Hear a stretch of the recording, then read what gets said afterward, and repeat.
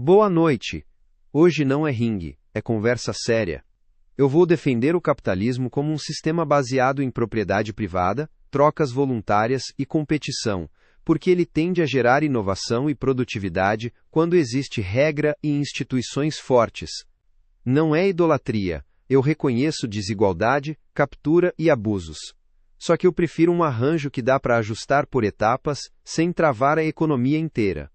Minha primeira pergunta é direta. Se você reduz ou elimina a propriedade privada e competição, qual mecanismo substitui os incentivos e garante eficiência contínua sem virar comando e coerção? Boa noite. Eu vou defender o comunismo como horizonte de justiça, produção organizada para necessidades humanas, com propriedade comum dos meios de produção e limites reais ao poder do capital sobre a vida. Também sem romantizar, experiências históricas mostraram burocracia e autoritarismo, e isso não pode se repetir. Agora eu devolvo uma pergunta igualmente direta. Se o capitalismo usa lucro como bússola, o que acontece quando o que é necessário não é lucrativo? Moradia digna, saneamento, prevenção em saúde, preservação ambiental, doenças raras? Por que aceitar uma sociedade governada por um critério que não tem compromisso natural com justiça? Lucro é uma bússola, mas não precisa ser o único norte. A força do capitalismo é transformar incentivos em motor, e o papel do Estado é desenhar a pista, direitos trabalhistas, concorrência real, punição para cartel, regulação ambiental e redes públicas onde o mercado falha.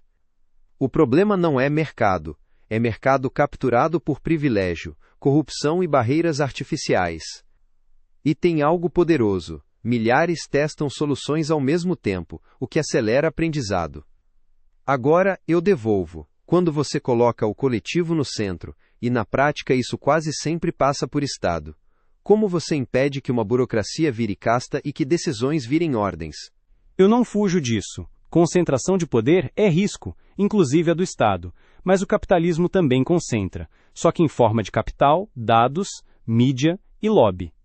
A ideia de milhares escolhendo vira frágil quando poucos controlam setores inteiros e definem preço, salário e acesso. O comunismo tenta democratizar a economia para que riqueza não compre lei e para que necessidades não virem mercadoria. Então eu devolvo outra. Você confia em regulação para consertar, mas como garante que o capital não capture o regulador e transforme regra em benefício privado? Com instituições que resistem à captura, transparência, financiamento político limpo, judiciário independente, imprensa livre e regras simples que fecham brechas. E com antitruste de verdade, porque o capitalismo que eu defendo é antimonopólio e anticartel. Agora, tecnicamente, existe um ponto duro.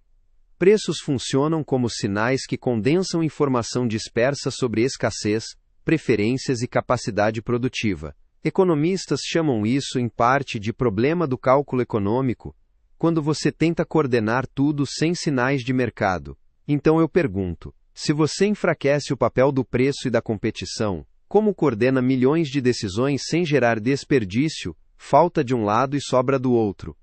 Eu respondo com duas ideias. Primeiro, preço não é só sinal, é poder. Quem tem mais dinheiro, vota mais no mercado, então o preço pode refletir desigualdade, não necessidade. Segundo, planejamento existe no capitalismo o tempo todo dentro de grandes empresas, que coordenam cadeias inteiras por metas, orçamento e logística. O mundo real já mistura planejamento e mercado. A diferença é quem se beneficia e quem fica vulnerável. Minha devolução. Por que planejamento é eficiente quando serve ao acionista, mas vira ameaça quando serve para garantir direitos básicos como saúde e moradia? Eu aceito que direitos básicos exigem ação pública. Saúde, educação, infraestrutura e segurança não são mercadorias comuns e há falhas de mercado claras. Só que política pública sem gestão vira propaganda. Sem métrica e responsabilização, vira desperdício. E quem paga primeiro é o pobre, porque ele não tem plano bairro. Mercado competitivo permite comparação e ajuste rápido. Estado mal desenhado perpetua falha. Então eu devolvo. No seu modelo, quando uma política falha, qual é o mecanismo claro de correção? Quem responde, como muda o rumo, e como você evita que crítica seja tratada como sabotagem? A correção vem de democracia real e controle social, transparência, auditoria cidadã, participação, descentralização e alternância. Sem oposição e liberdade de crítica, não é emancipação, é dominação. Agora eu aperto seu lado. Você fala em comparar e trocar, mas isso pressupõe dinheiro. Para milhões, escolha é aceitar qualquer emprego e qualquer condição. A coerção vira silenciosa. Não é polícia, é boleto. E quando o contrato é assinado sob necessidade extrema, isso é escolha livre ou é imposição com luva de seda? Qual é o limite moral do livre acordo quando um lado negocia com fome? O limite moral é garantir um piso real, educação de qualidade, saúde acessível, proteção trabalhista, segurança e mobilidade social. Eu não defendo laissez-faire. Eu defendo o capitalismo institucional, com rede de proteção e regras que civilizam o mercado. E um fato ajuda a entender por que gerar excedente importa. O mundo viu uma grande queda da pobreza extrema desde os anos 1990, associada principalmente a crescimento econômico e produtividade. Isso não torna o capitalismo bom por natureza, mas mostra que produzir mais e melhor muda vidas em escala. Minha devolução. No comunismo, qual é o plano concreto para elevar produtividade sem depender do incentivo do lucro privado, e sem cair em metas irreais impostas de cima? Crescimento importa, mas a pergunta é quem se apropria do ganho. O comunismo propõe que produtividade retorne em tempo e segurança, menos jornada, mais estabilidade, serviços públicos fortes e participação dos trabalhadores nas decisões. Incentivo não precisa ser lucro ilimitado. Pode ser reconhecimento, autonomia, orgulho do trabalho e metas sociais claras. E tem um ponto que costuma ser escondido. Infraestrutura, universidades e pesquisa pública já são motores gigantes de inovação, e depois o ganho vira privado. Minha devolução é provocativa. Por que a sociedade aceita socializar risco e privatizar benefício, se o argumento é merecimento? Eu não aceito como regra. Se investimento público cria base, é legítimo exigir retorno social, acesso, preços justos, licenças responsáveis, participação via fundos transparentes ou reinvestimento obrigatório em ciência e serviços. E eu concordo com outra crítica. Riqueza herdada e poder de monopólio distorcem o capitalismo e criam uma aristocracia moderna. Só que eu continuo cético sobre um risco do seu lado. Propriedade comum pode diluir responsabilidade se a governança for fraca, e governança forte pode virar controle sufocante. Então eu pergunto, como você evita que o coletivo vire um gestor permanente da vida cotidiana, dizendo o que pode e o que não pode e punindo o diferente? Com desenho institucional que impede castas, mandatos curtos, rotatividade, transparência, fiscalização comunitária e poder local real. Comum não é sem dono, é dono coletivo com regras e prestação de contas. E eu devolvo sua crítica com outra. O capitalismo também sufoca a diferença quando só sobrevive o que vende, e quando bancos, plataformas e publicidade decidem quem tem visibilidade e acesso. Além disso, externalidades existem: poluição, crise climática, saúde pública. O mercado tende a empurrar custo para terceiros quando não é obrigado a pagar a conta. Então eu te pergunto, você acredita mesmo que regulação consegue correr mais rápido do que o incentivo de curto prazo do lucro? Se o Estado for fraco, não corre. E aí o seu ataque acerta. Por isso eu bato na mesa. Precisa de regulação dura, fiscalização real, punição que doa, metas obrigatórias e mecanismos que internalizem o dano, inclusive com preço para poluir quando faz sentido. E precisa de inovação, porque transição energética e eficiência não acontecem só com discurso. O capitalismo pode acelerar tecnologia quando o incentivo muda, e o incentivo muda quando a lei muda. Minha devolução: no seu modelo, quem define metas e custos da transição? Como você evita que o bem coletivo vire justificativa para sacrifícios impostos sempre aos mesmos? A decisão tem que ser pública e rastreável, com critérios explícitos e proteção aos mais vulneráveis. E isso vale também para o capitalismo. Transição paga por quem? Pelo consumidor comum ou por quem lucrou décadas com o problema? O comunismo democrático teria que operar com dados abertos, orçamento claro, mecanismos de contestação e correção. Agora eu trago um ponto que anima o público porque é o mundo real. Existem modelos que combinam mercado com welfare forte, negociação coletiva e serviços universais. O chamado modelo nórdico é citado toda hora. Então eu te devolvo. Você defende isso como capitalismo maduro, ou acha que isso é só um meio termo instável que o mercado vai corroer com o tempo? Eu defendo sim, e digo sem medo. Esse é o capitalismo que presta. Mercado com regra, competição real, rede de proteção e Estado eficiente. E eu vou além. Eu gosto de participação de trabalhadores, cooperativas competindo e fundos que distribuam parte do crescimento para a população.